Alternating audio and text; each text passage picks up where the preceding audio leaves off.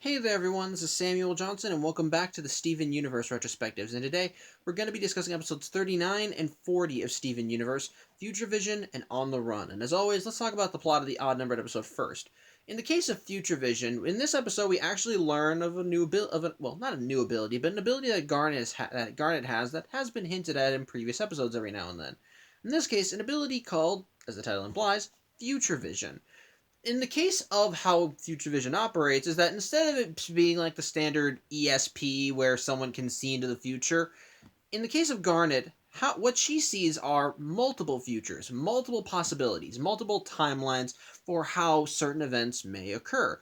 And ultimately, whichever timeline ends up manifesting really depends on whatever Garnet does in the present day. Like, say for example, when in the beginning of this episode, when she is able to catch Steven when he's walking down the stairs, it's because of her that he doesn't end up hurting himself. And when Steven ends up asking her about Future Vision, well, she's hesitant to tell him, but does eventually and explains how it works. And so as the episode goes on, Steven begins asking her about what will happen if he does certain things. And Garnet ends up telling him about various alternate possibilities that could occur. Like and unfortunately, she starts kind of leaning on the more doom and gloom side. Case in point, when Steven and her go to the Big Donut to get breakfast, Steven ends up asking what would happen if he goes to say hi to Lars, since, well, their relationship is complicated, so there's an infinite possibility. And Garnet says that there is one future where Steven gets a high five, and at least two where he gets third-degree burns. Steven ends up risking it, and when he says hi to Lars, Lars gets so shocked that he almost throws hot coffee on Steven. Thankfully, Garnet's able to intercept it, and Garnet being Garnet, she's fine. But this event does start getting Steven a bit more paranoid, to the point where when he goes to the fry shack to get fry bits, when he asks Garnet if there's anything there that could hurt him, she lists several possibilities. That he could choke, that he may fall down a manhole, that he may just get food poisoning, or in one case, if he just stands there, he'll get a sunburn. As a result of this, Steven starts getting a bit more paranoid as the episode goes on and starts thinking about just the worst possible outcome and how it could affect him.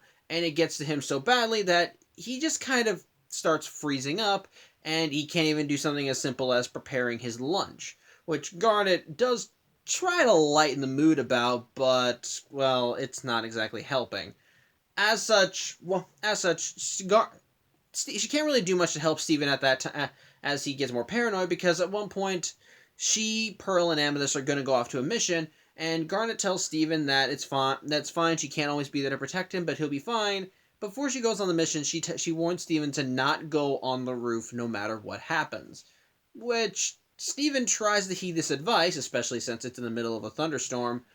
But as the thunderclaps keep going on outside, Steven gets more and more paranoid and even ends up hiding under a table. Eventually, Steven decides he wants to face the music because he's supposed to be a crystal gem. He's supposed to be a big boy now. It was a thing in the beginning of the episode. And so he decides, screw it, whatever destiny has in store for me, I'm going to do it. And so he climbs on the roof and just pretty much yells to the heavens to do their worst. It's at this point that Garnet, Amethyst, and Pearl end up reporting back, or at least Garnet. And so she runs out and just pleads with Steven to get off the roof, and Steven says, no, I can't live like this. I'm questioning every little thing I do. Why did you tell me about Future Vision? What's going to happen to me if I'm on the roof? And Garnet admits this was the future she saw. It turns out that she knew that this was a possibility. When Steven asked her about Future Vision, she saw one possibility that Steven would understand, and because of this understanding, her and Steven's relationship would get stronger.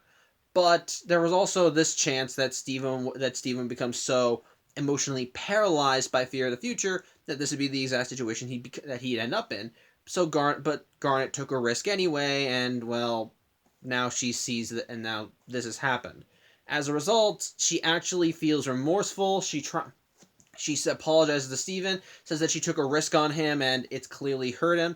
And she even says, and it leads to an honestly very touching scene where she actually takes off her sunglasses and she tells him, "There are so many things that could hurt you.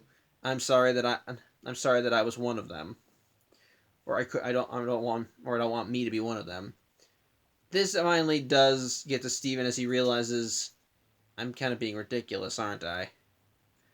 As such, he climbs off the roof, and he does go up to Garnet and gives her a hug, saying, "Okay, I'm not. It's okay. I can take care of myself. I'll be fine." And as they're hugging, a lightning bolt almost comes down, and Garnet just blocks it. And Steve's like, "What was that?" And Garnet's like, "It was nothing." And the episode ends with them still hugging. So it's a sweet ending. I like it. As for On the Run, this episode also this one is a very character-driven episode and a very plot-important episode, so to speak.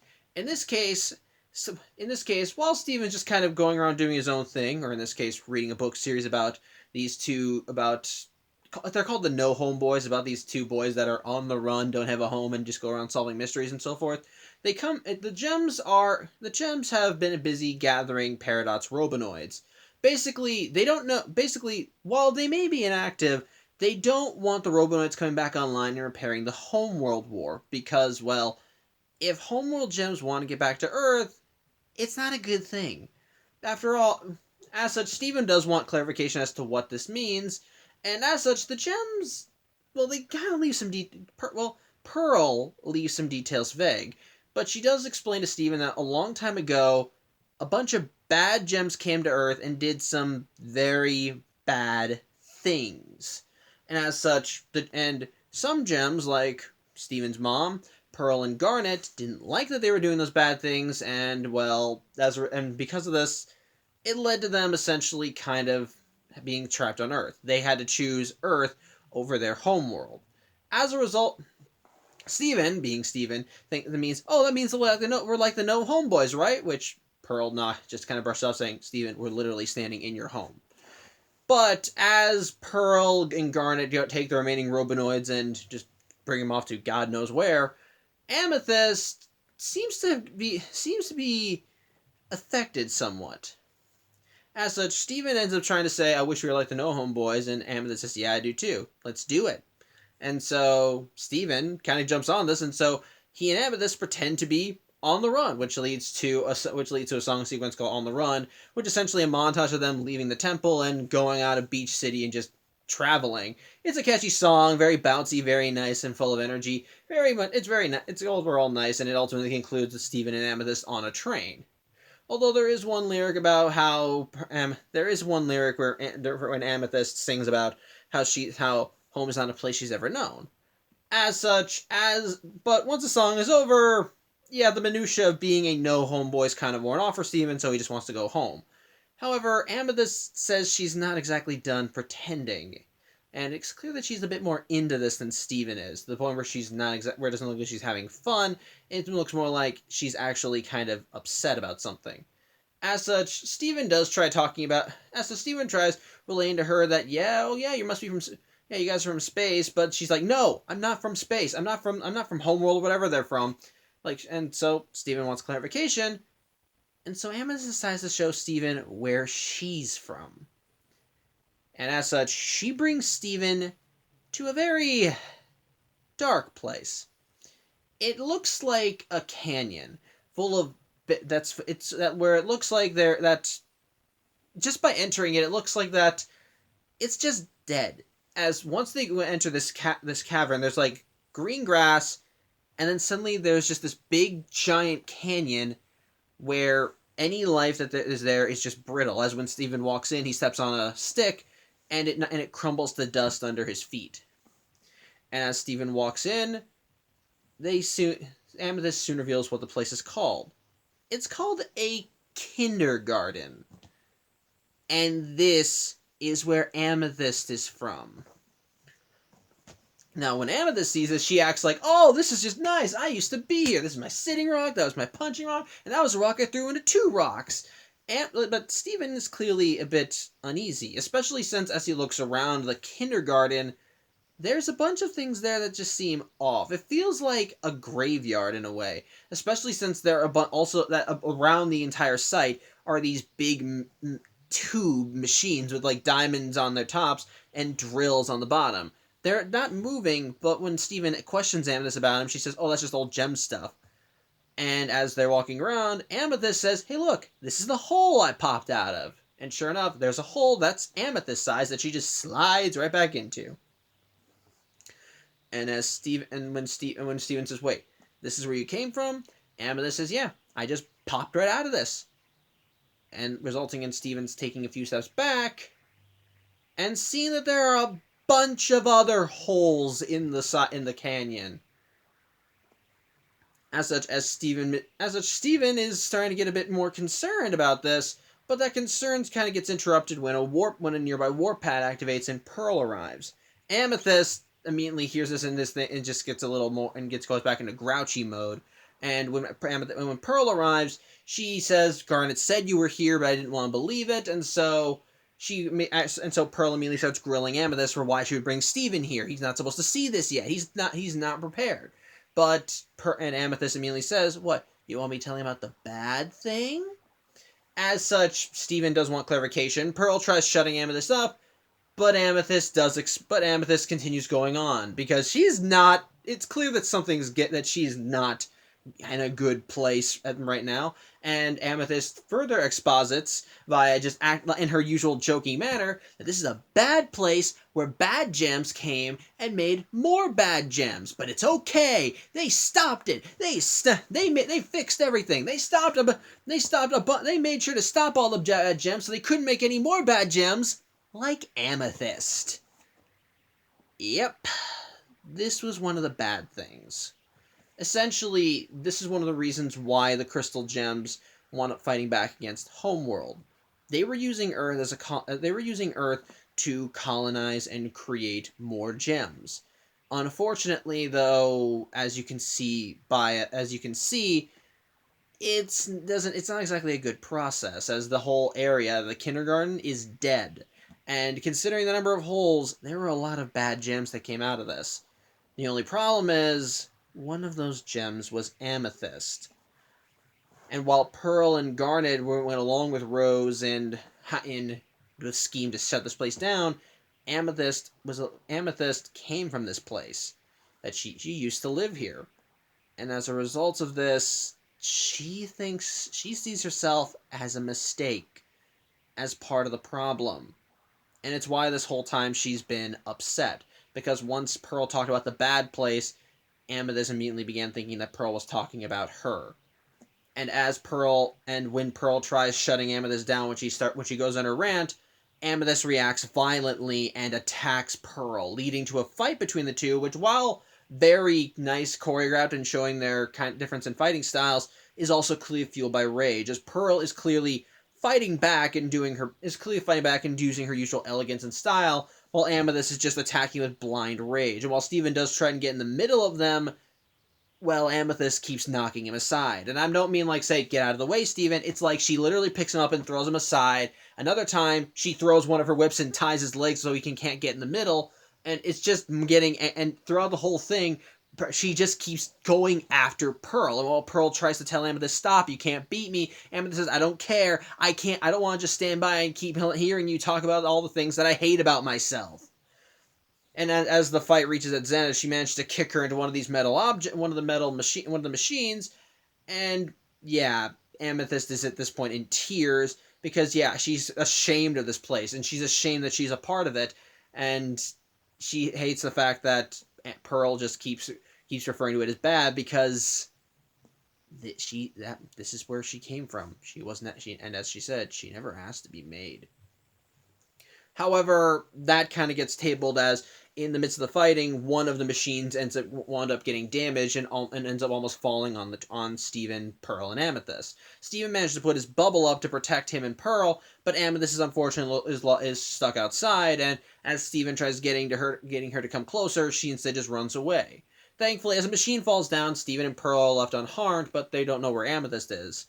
Thankfully, Steven is able to find her hole, and sure enough, she's tucked away inside. And Steven does try telling her, look, come on, get him out of here, but Amethyst isn't budging, especially telling Steven, if you knew about this place and knew what really was going on, you would hate me too. As such, Steven, finally I think having enough of it, tells Pearl that she has to go in and talk to Amethyst. And sure enough, Amethyst finally reveals that she hates this place, and this was a mistake. This was bad, and she hates that she was connected to it. But Pearl when Pearl realizes that that's why she's so upset, she tells Amethyst, "Look, I don't like. You're not a mistake. You didn't build this place. You're a byproduct of the mistake. Which, yeah, that's exactly what she says. But she openly states, "Look, I never saw any of this as you, and I thought this, and you were one of the only few good things that came out of this place. I thought you were proud of that." And when she realizes that it's not help that Amethyst is genuinely, truly ashamed, she apologized, and that everything she said was actually hurting her. Pearl apologizes and offers Amethyst a hand. With Amethyst ultimately accepts the hand, and with it she ends up giving Pearl a hug. And so, with all that said, Steven, Pearl, and Amethyst end up porting way back to the temple. So, as Steven says, he can sleep in bed. So, all right. First, let's talk about Future Vision. I think Future Vision is honestly a rather sweet episode, and it's a nice little thing that showcases more of Garnet's abilities. And like I said, I like how they hinted at Future Vision and how it works, because if you do pay attention in earlier episodes, you can notice that Garnet is aware of certain situations. Case in point, going back to the cheeseburger backpack episode, that one scene where the crystal gems were wandering around the Moonspire temple or whatever, and Garnet stops everyone just as a burst of water comes in and that almost sweeps them away. That's again a hint of her future vision, because she knew that was going to happen and thus stopped them from being caught in it. As such, this episode does well in showcasing it, and I like how they describe how future vision works. As Garnet kind of Garnet uses a metaphor of time being like a river, like a river. It swerves, branches off, comes back together, sometimes pools, is like a waterfall, and how ultimately going through it, it's like we're going through a sea, and Garnet is the one with them. Like, it's like Garnet has the map in her head, and she's ultimately the one driving the ship, which I think is a very nice analogy. Like, as the way she describes future vision, like I said, it allows her to see multiple possibilities, and what possibility ultimately comes about really depends on what Garnet does in the present. And as a result of this, it really does make for something interesting lore about her. Now, of course, I probably talked about Future Vision before in other vlogs, see my Okay Ben Let's Go Universe vlog, but it's still really interesting to see it described here and how it's explored, especially with how it's explored with Steven, because when you have the ability to see multiple futures, if you don't fully understand it, it can make you question things. As in the case with Steven, as when Garnet continues talking about how as when Garnet starts listing out the possibilities, Steven starts thinking about all the ways that he could get hurt. That there are multiple possibilities, that the future is dangerous, and that you have to be careful. And yes, you do have to be careful, but ultimately, how Garnet uses future vision, it's a tool, so to speak. It's how she's able to guide through the present and her friends towards a better outcome. It's how she avoids the bad stuff. And it doesn't mean that the bad stuff can't just be ignored altogether, but it allows her to keep her friends safe. And how ultimately it is literally and ultimately she uses it as a tool to guide them to their proper destination. That's like she said, it's a map, and she's the one guiding the ship. At the same time, while Garnet does reveal the information of Future Vision to Steven because and it backfires, by the end of the episode, they do grow closer because of it. I do like how that ultimately comes about, and I do like how Steven handles it. As when you are presented with the idea that everything you could do could come back to bite you, it can make you afraid of your every little action. That maybe me drinking whatever was in this glass could come back and bite me, and I could probably choke or maybe get diarrhea because the drink may have been bad. Or maybe it's just a drink and it'll quench my thirst. I don't know. But ultimately, I can't be afraid of what it does. We just have to keep going and try our best. And by the end, that's the lesson that Steven kind of learns, that ultimately he has to be able to watch out for himself, but without fearing for how things could go wrong.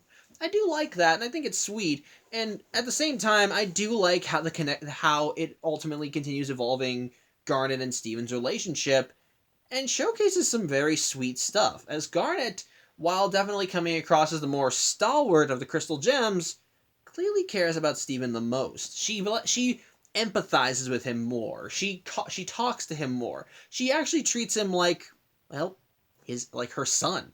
She's sweet towards him. She's kind. She talks with him sometimes on a more mature level, and it's part of the reason why she took the risk and told Steven about her future vision, because there was a possibility that telling him would result in them growing closer. And by the end, when Steven does give her a hug, it's honestly very sweet and nice, and I think part of the reason she wanted to get him off the roof was because she knew a lightning bolt was going to come and she wanted to protect him from that. It's nice, and it's just nice. And with the finals and this is the final scene where Garnet tells Steven, "So many things could hurt you. I'm sorry that I was one of them."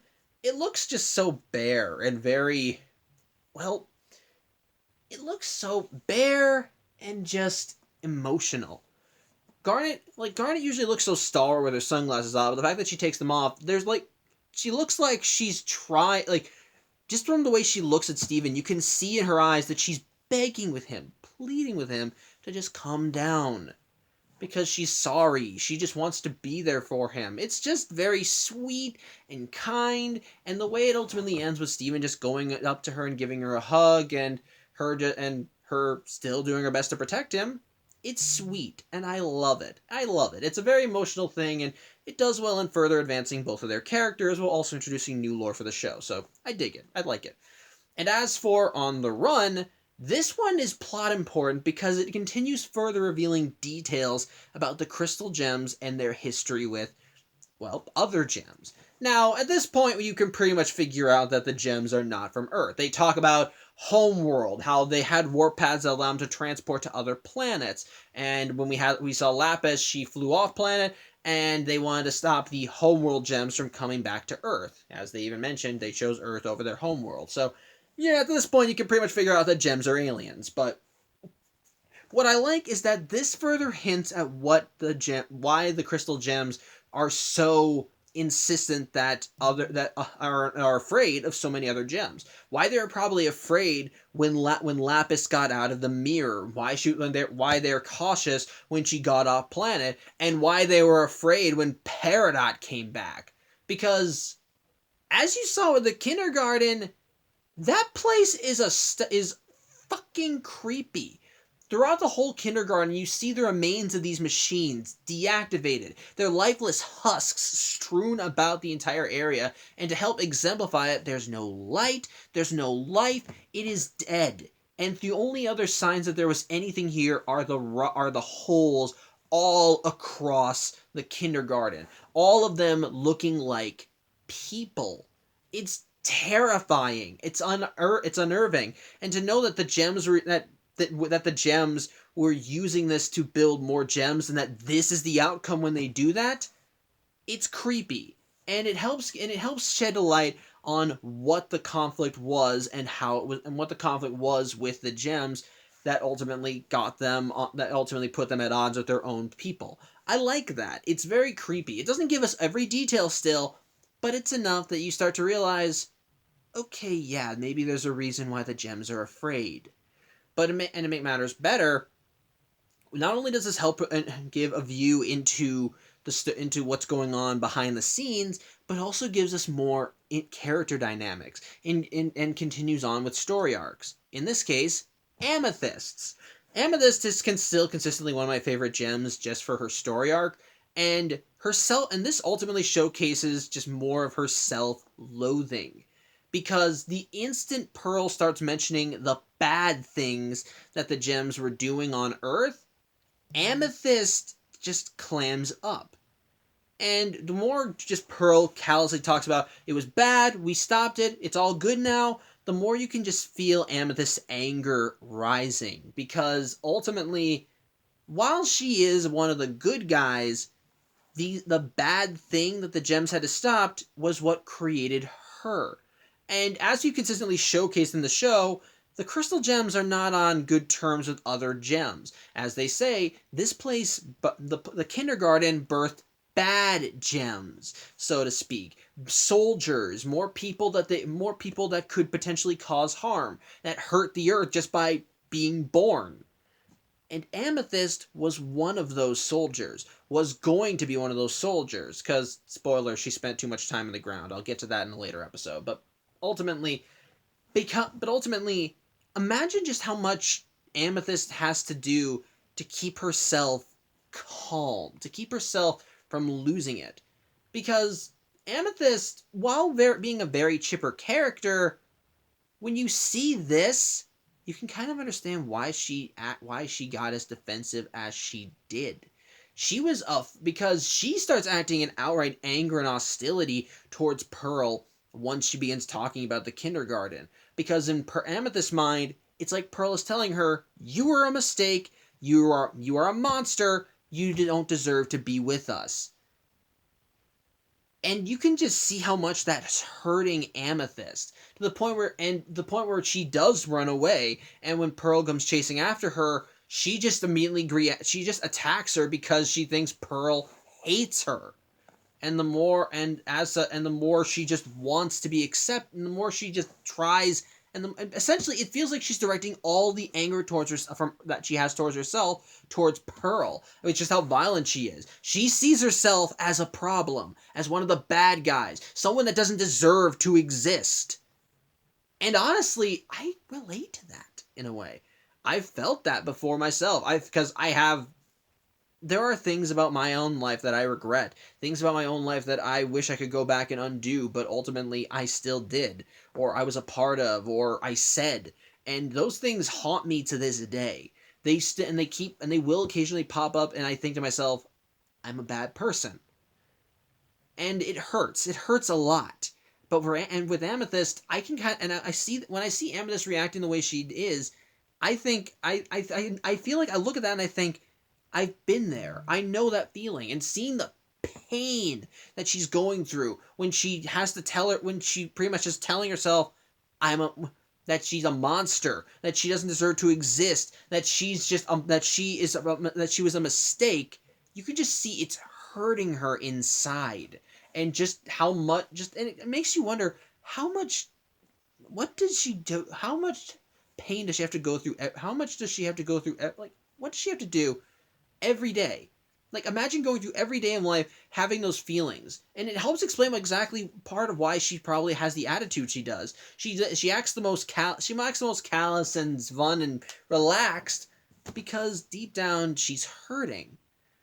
And the fact that the people that she considers her friends slash family are saying the things that you came from was a mistake, it has a negative effect on her. Now, ultimately, Pearl admits that she never saw Amethyst as a mistake, and ultimately tells Amethyst, "I never saw any of this as you, but I'm sorry that I made you feel like that I didn't care." I do like that, and I do like that that Pearl tell Amethyst, "Look, I don't think you're a mistake." It's sweet and nice, and it really does showcase that despite what Pearl was saying, she doesn't blame Amethyst for what happened on Earth. Amethyst wasn't there. Amethyst didn't like order the gems to create her. Amethyst was just a byproduct, and every day she just tries her best to do good. And Pearl Pearl just thought that she was proud that she came away from this and became something great. But the fact that she still wound up hurting Amethyst ultimately made her say, "I'm sorry." I like that, and it really does well in furthering the bond between these characters, while also offering a window into more of Amethyst's character arc, seeing her self-loathing, just seeing that come out, and seeing just the pain she's in, but while ultimately subsiding it a little when she's assured, "No, we still love you, and we don't see you as a mistake." It's sweet, and I like it. It's really well done, and I think it's really well done, and definitely hits the right spots right here. So yeah, overall, I think both episodes are really good. Future Vision is sweet and nice and very wholesome as we see Steven and Garnet growing closer, while Steven learning a lesson and Garnet ultimately reassuring him that she still cares about him and telling him, "I'm sorry that what I said may have hurt you. I just wanted to get closer." And the stuff with Amethyst, it's really great character stuff. Again, I relate to it. It leads to some nice sweet moments where we see her assured that she is loved and that she's not seen as a mistake, while also furthering along the overarching plot with the crystal gems, as well as their relationship to the homeworld gems. So I like that. Very good stuff. So overall, both nice episodes. Very emotional, very sweet, very kind. Just some good stuff. So yeah, that's about it. Thank you for watching. I'm Samuel Johnson, and I'll see you next week. Take care.